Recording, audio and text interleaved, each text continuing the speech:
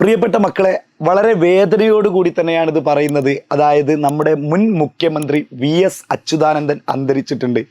ആദരാഞ്ജലികൾ അർപ്പിക്കുന്നതോടൊപ്പം തന്നെ നമ്മുടെ പ്രിയപ്പെട്ട വിദ്യാർത്ഥികളുടെ ഒരുപാട് ആശങ്ക ഉണ്ടായിരുന്നു, നാളെ സ്കൂൾ അവധിയാണോ എന്നുള്ളത്.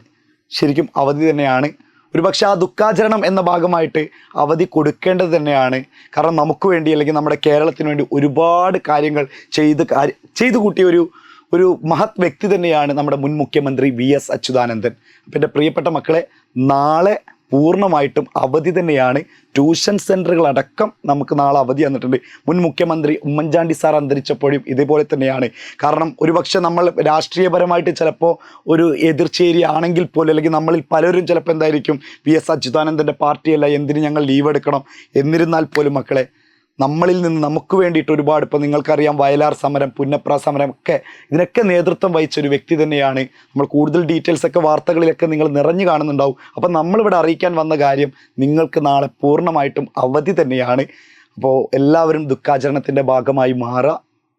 ഒരുപാട് കാര്യങ്ങൾ ഇനിയും നമ്മളിങ്ങനെ നമ്മുടെ മുൻ മുഖ്യമന്ത്രിയെ പറ്റിയിട്ട് നിങ്ങളെ അറിയിക്കുന്നതാണ്. അപ്പോൾ എല്ലാ വിദ്യാർത്ഥികൾക്കും ഇതൊരു സന്തോഷ വാർത്തയല്ല ഒരിക്കലും, ഇത് വേദനയോടുകൂടി തന്നെയാണ് പറയുന്നത്. ഒരുപക്ഷെ ചില വിദ്യാർത്ഥികളൊക്കെ പറയുന്നുണ്ടാവും നാളെ അവധി കിട്ടിയല്ലോ എന്ന്. ഒരിക്കലെല്ലാം നമ്മളിൽ ജീവിച്ച, നമ്മളെപ്പോലെ നമ്മളിൽ ഒരാളായ വ്യക്തിയാണ് നമ്മോട് വിട പറഞ്ഞിട്ടുള്ളത്. അപ്പോൾ നാളെ സ്കൂളിന് അവധിയായിരിക്കും.